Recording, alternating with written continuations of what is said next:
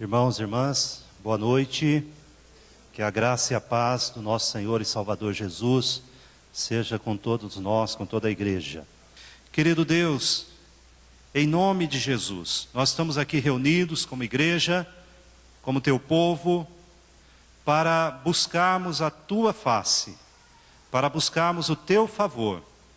E assim, Pai, nós queremos colocar diante do Senhor as pessoas que estão lutando com enfermidades, com problemas, Pai, nesta área da vida, rogando ao Senhor, que tudo pode, para que socorra cada um, Pai, para que segundo a tua manifestação, a tua graça e a tua boa vontade, possa trazer cura e alívio a esses enfermos, Pai.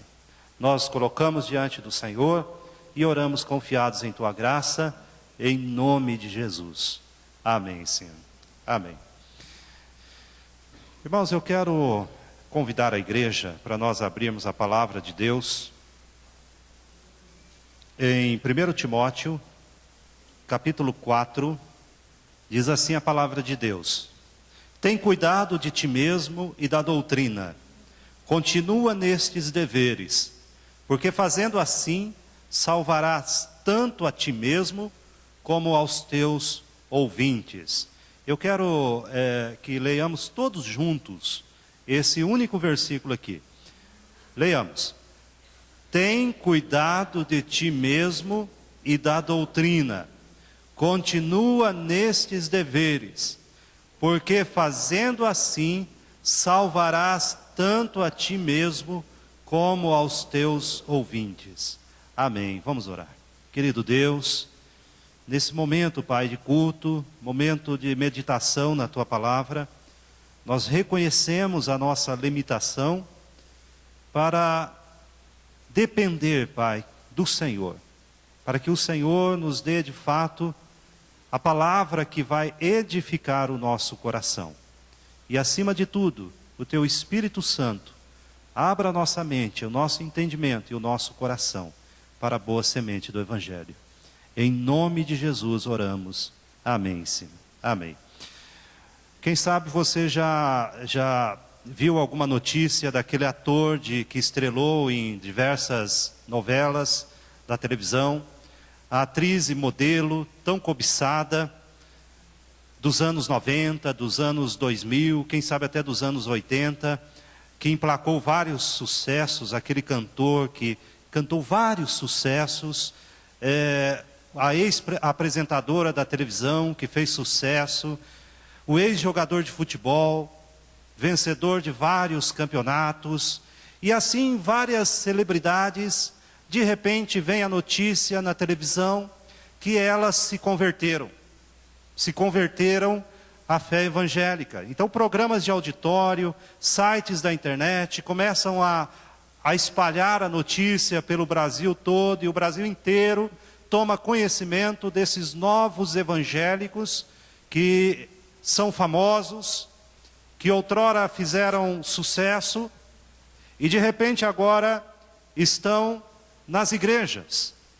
E muitos se alegram com isso, e o povo de Deus se alegra com isso, imaginando que o crescimento do reino de Deus se deu através e no meio dessas pessoas famosas. Mas pouco tempo depois, aquele astro, aquela estrela, volta às manchetes da grande mídia, na internet, na televisão, mas agora o assunto é outro. Agora aquele que antes estava contrito, aparentemente convertido, agora está divorciado, ele ou ela parece divorciado, divorciada, ou é pego frequentando alguma boate, algum evento de carnaval, é pego acumulando sucessivos namoros autodestrutivos, é pego então em situações de embriaguez, quem sabe até de drogas, atuando em filmes pornográficos e assim por diante.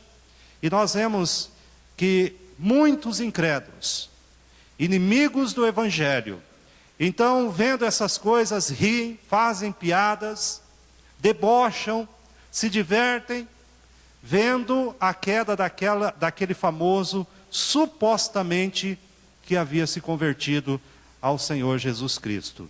Irmãos, por que isto acontece? Muitas vezes isso também acontece no meio daqueles que não são famosos, daqueles que não fizeram sucesso em televisão. Muitas vezes isso acontece dentro das nossas igrejas, dentro das nossas famílias. Pessoas então que por um tempo, como aquela semente que é lançada e de repente ela rapidamente brota, floresce, mas vindo então as atrações, as provações, aquela semente que brotou, ela não subsiste, ela definha.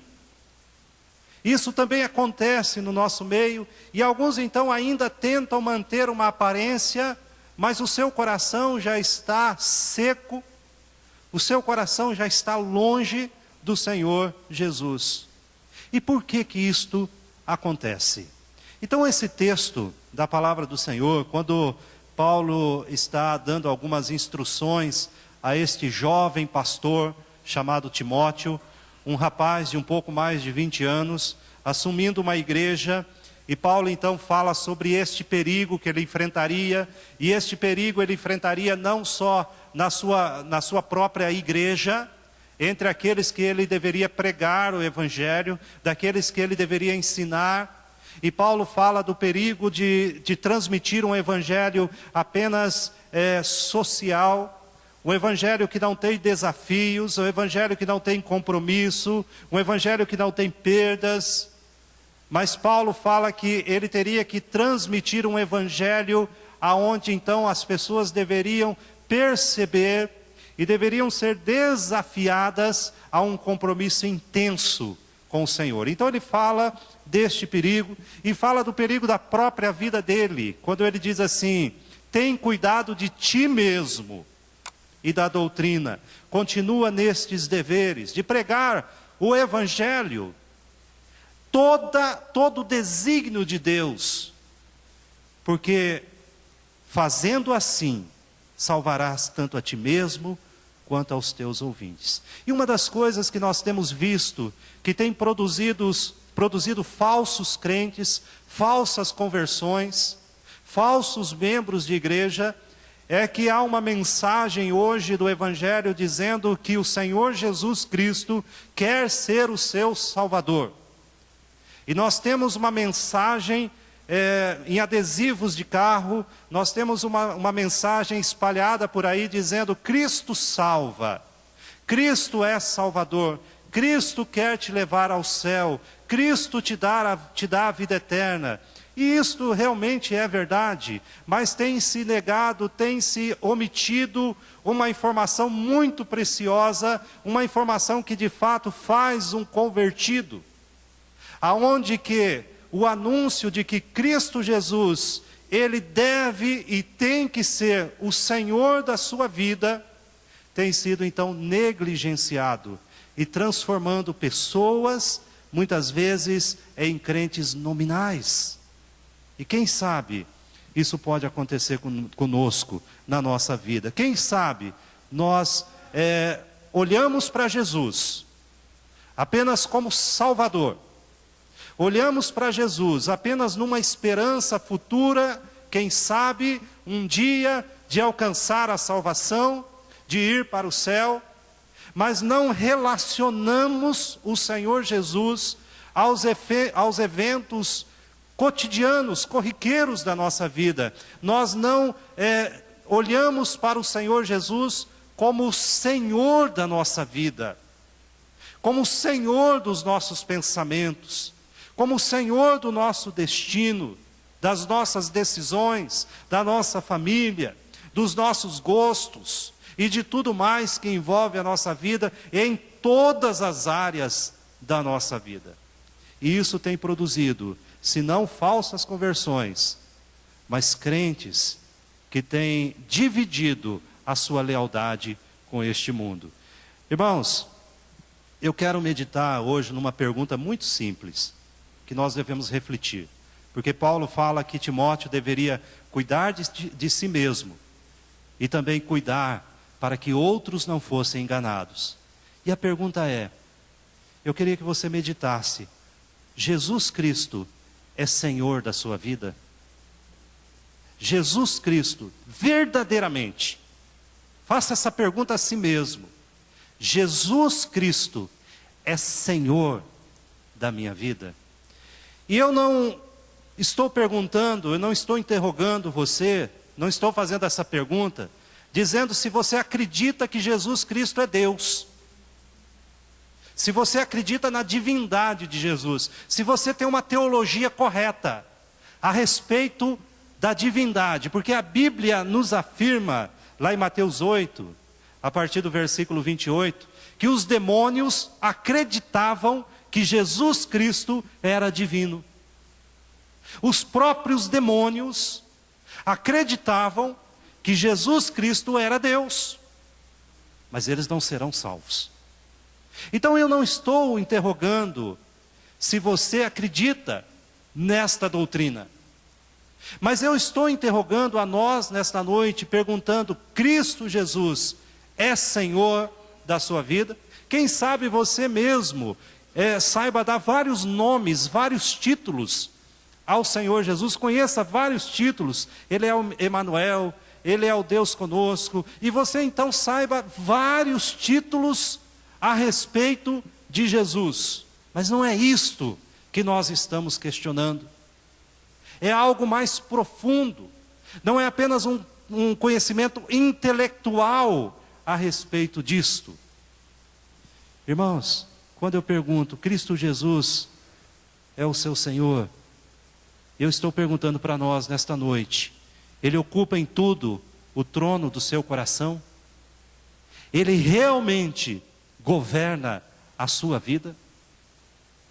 Todas as coisas que você vai decidir, você deve satisfação a este Senhor? Todos os seus planos, você coloca diante do Senhor? Todas as suas decisões passam por este Senhor?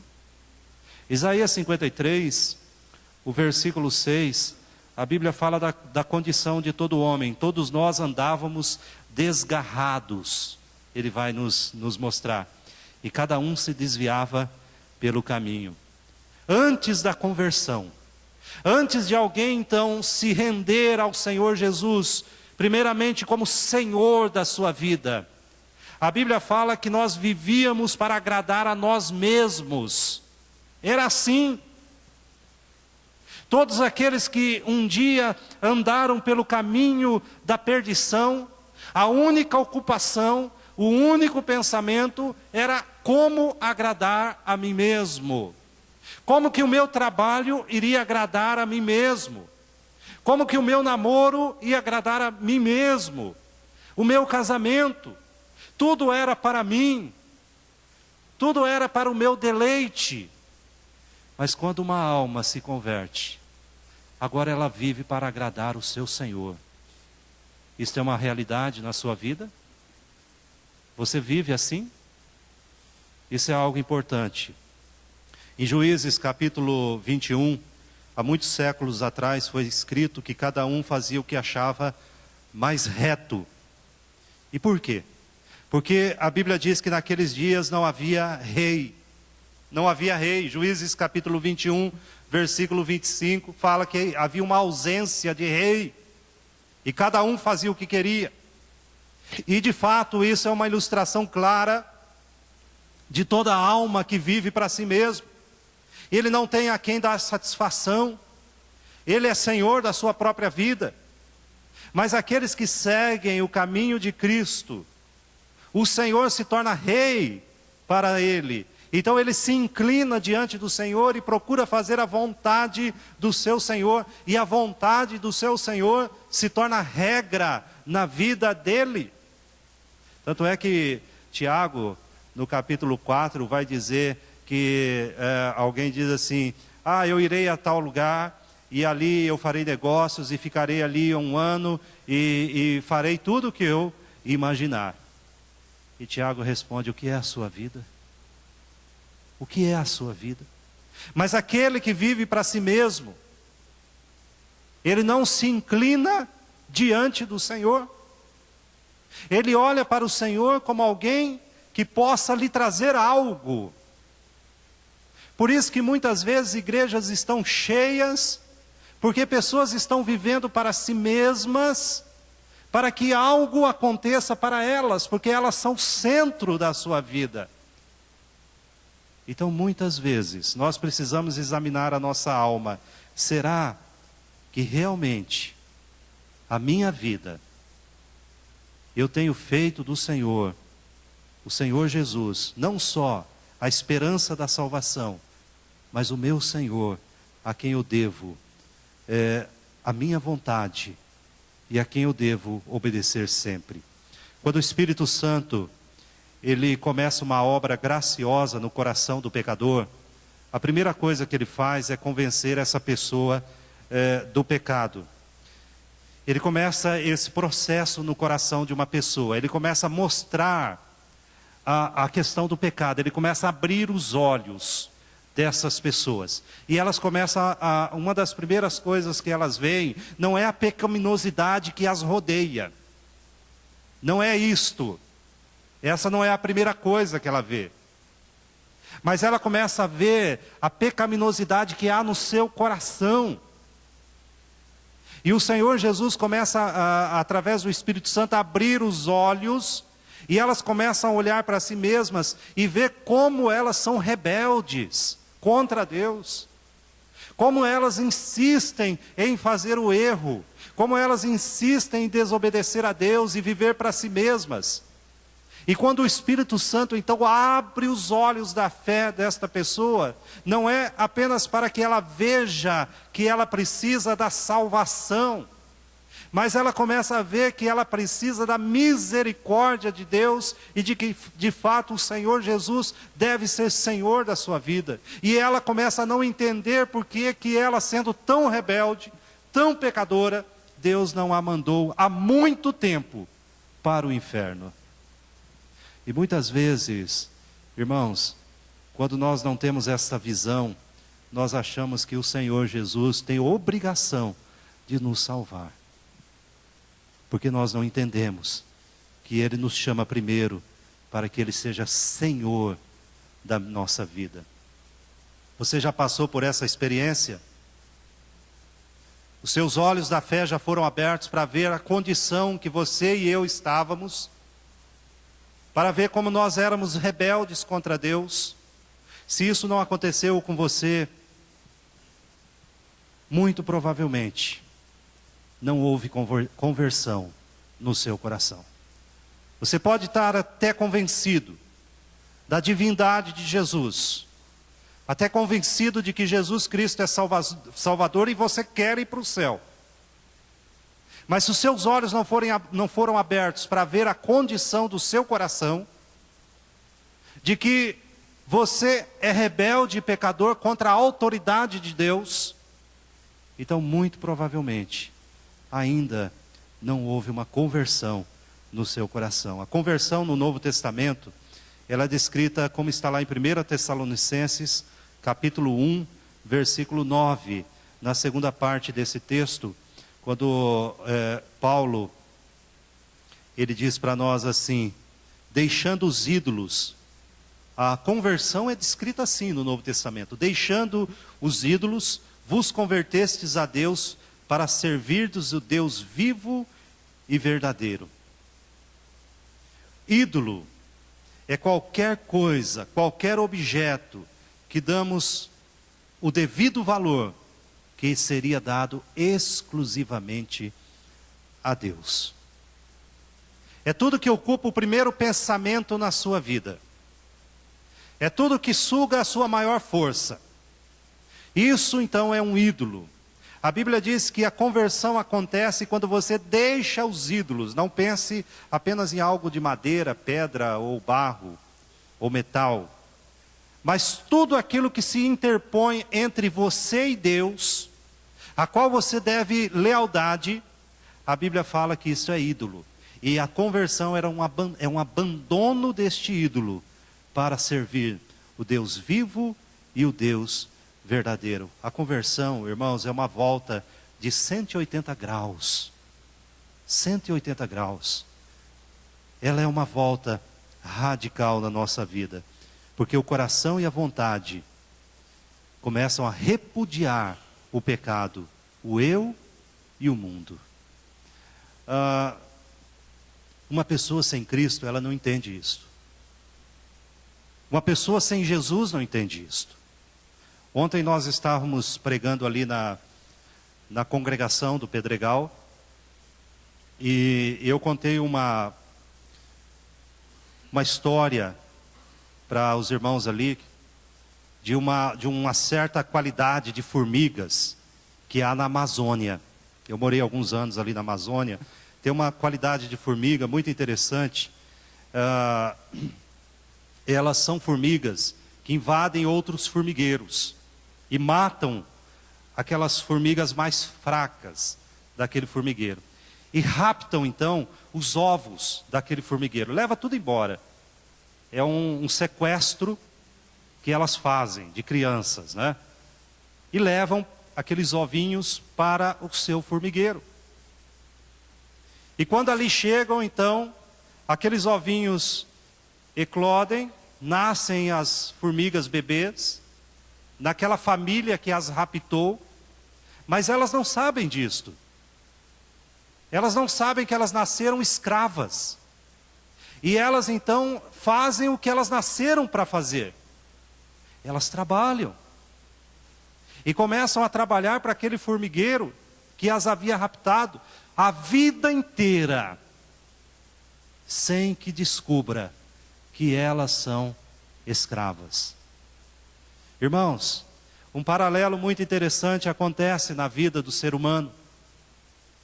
E a Bíblia fala que aquele que está sem Cristo é escravo do pecado. E muitas vezes, a vida inteira, nós servimos ao pecado e achamos que somos livres. Enquanto Cristo Jesus não nos resgatar, não nos tirar, não nos libertar do império das trevas e nos tirar da escravidão do pecado. E a Bíblia fala que nós, mortos nos nossos delitos e pecados, como diz Efésios capítulo 2, nós não queríamos ser libertos, porque nós não achávamos que estávamos presos, nós não achávamos que nós éramos escravos, e nós somos arrancados, como diz Colossenses, nós somos arrancados do império das trevas, pelo poder e autoridade de Jesus. Nós que achávamos que éramos livres nos nossos delitos e pecados, fomos arrancados dali para servir o Deus vivo.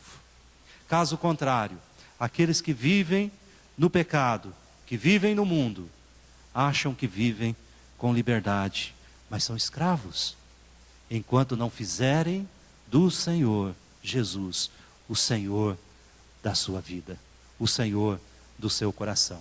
Como Paulo, quando foi resgatado, e ele contando a sua experiência de conversão ali em Atos capítulo 22, e no versículo 10 ele fala do momento da sua conversão, quando os olhos da fé se abriram, e agora ele começa a enxergar a pecaminosidade do seu coração, e ele fala algo que é o princípio elementar de todo aquele que crê. O que farei, Senhor? O que farei? O que eu faço agora? E você tem perguntado isso para o Senhor? Você tem colocado a sua vida e diz: Senhor, o Senhor é o meu Senhor. O que eu faço? O que eu devo fazer? Qual é o caminho a seguir? Qual é a tua vontade para a minha vida? Ou a sua única expectativa é viver da melhor forma que der, aguardando, quem sabe, o céu, aguardando, quem sabe, que Jesus Cristo venha a ser o seu Salvador. Mas se Ele não foi o seu Senhor, você será como aquela pessoa, lá em Mateus capítulo 7, quando naquele último dia são rejeitados, e a Bíblia diz que alguns dizem assim: Senhor, mas em Teu nome nós não pregamos, em Teu nome nós não expelimos demônios, em Teu nome nós não fizemos muitas atividades. E o Senhor Jesus diz: eu não conheço vocês. Por quê? Porque não fizeram dele o seu Senhor. Não fizeram de Jesus o seu Senhor. Quando nós perguntamos: Cristo é o seu Senhor, O que eu quero dizer a nós nesta noite: você já se rendeu a Ele? Você já se rendeu a Cristo? Abra sua Bíblia ali em Romanos capítulo 6, versículo 13.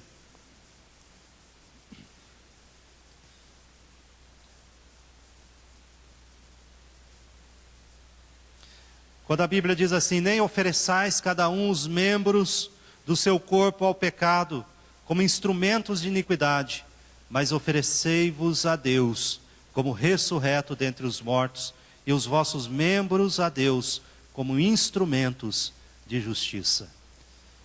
Irmãos, se render a Cristo é dizer: Senhor, a minha boca, os meus olhos, os meus braços, as minhas pernas, o meu corpo, o meu falar, a minha inteligência, a minha capacidade, o meu curso, o meu emprego, a minha família estão aqui rendidas ao Senhor. O Senhor é Senhor da minha vida e está aqui como oferta viva em teu altar, como ele diz em Romanos 12, oferecer ao Senhor como sacrifício vivo. Está aqui, Senhor, eu me rendo a ti. O Senhor é o meu Senhor.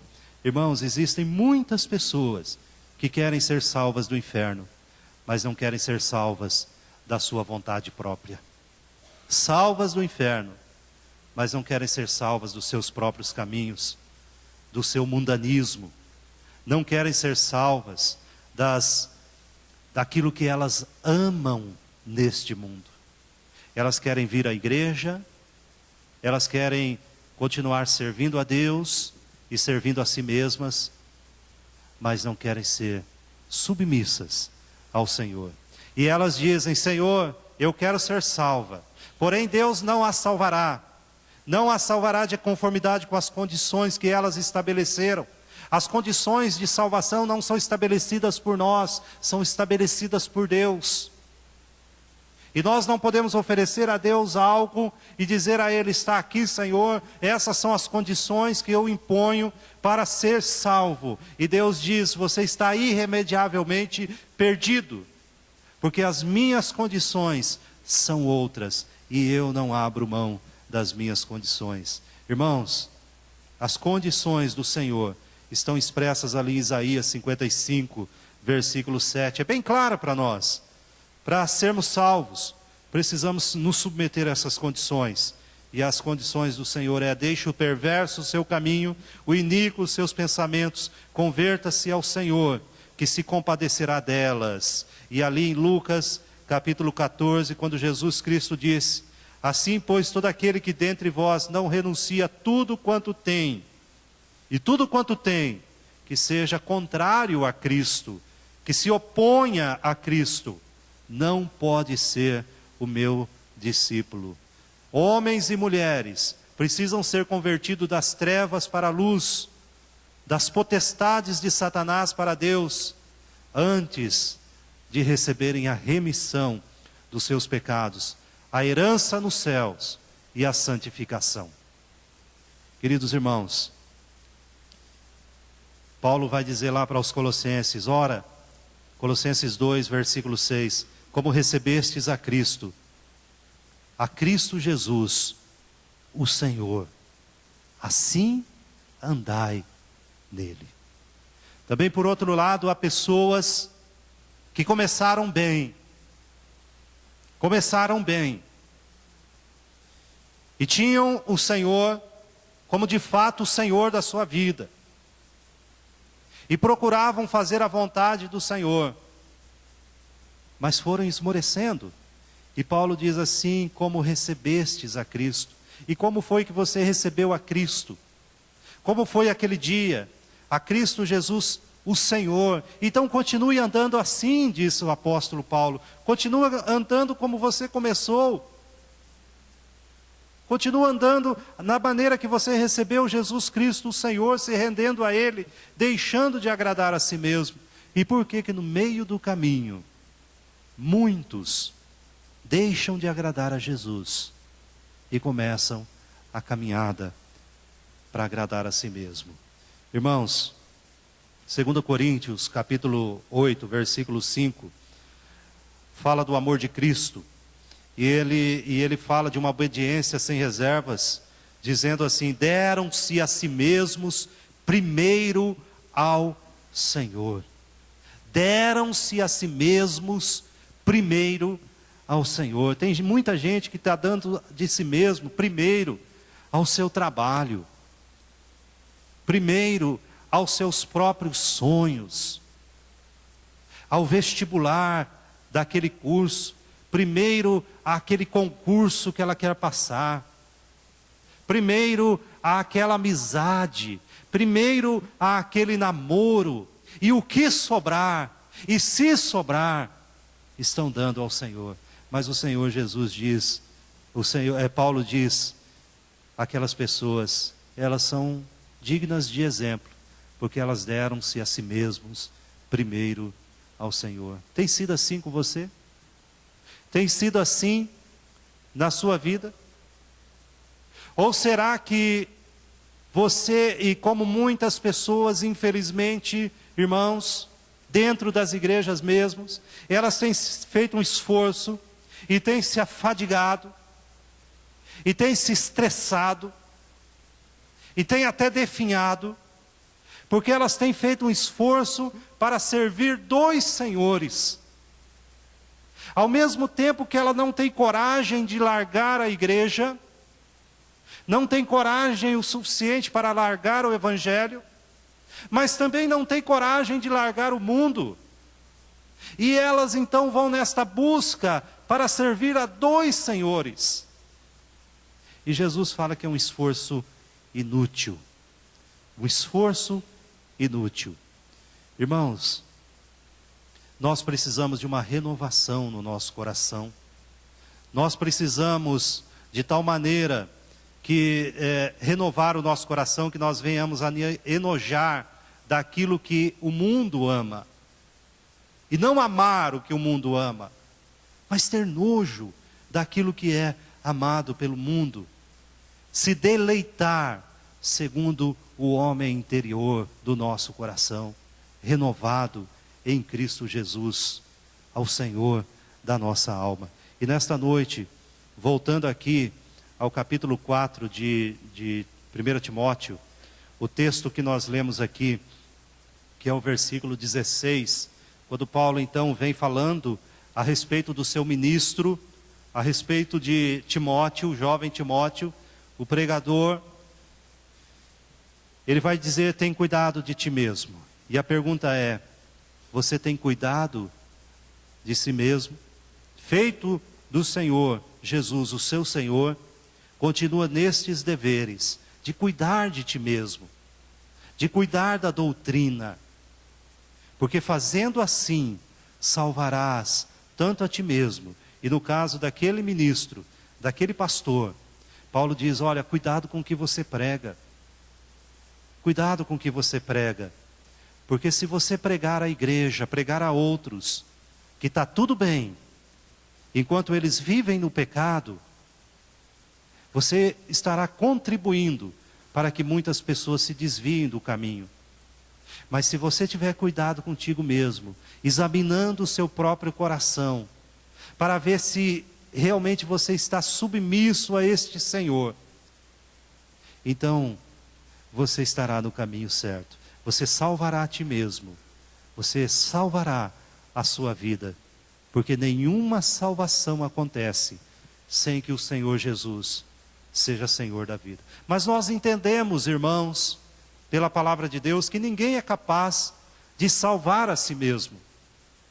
É como alguém jogado dentro de uma lagoa, morrendo afogado e tentando se puxar, se salvar pelos próprios cabelos. Não há essa possibilidade, a não ser que haja uma força exterior, uma mão estendida, e alguém clamando, e esta mão estendida o tire dali. E assim também é conosco. Não há como fazer do Senhor o Senhor da sua vida pelo seu esforço próprio, pela sua capacidade própria. Mas nós precisamos clamar, nos colocar diante do Senhor e dizer: eu quero que o Senhor reine sobre mim.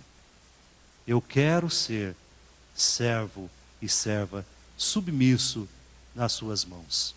E eu quero orar neste momento. Senhor, nós sabemos que Nós somos pecadores, falhos. Nós sabemos que pela nossa própria capacidade, nós não podemos chegar a lugar algum. Por isso nós clamamos, Pai, que o Senhor nos socorra. Clamamos, Senhor, no nosso coração, que o Senhor Jesus nos ajude, nos dê forças, para que o Senhor seja de fato Senhor da nossa vida. E nos submetamos a Ti, Senhor. Apesar de tudo o que está ao nosso redor, o nosso coração seja submisso a Ti, em serviço alegre, em serviço pleno ao Senhor, em nome de Jesus. Amém, Senhor.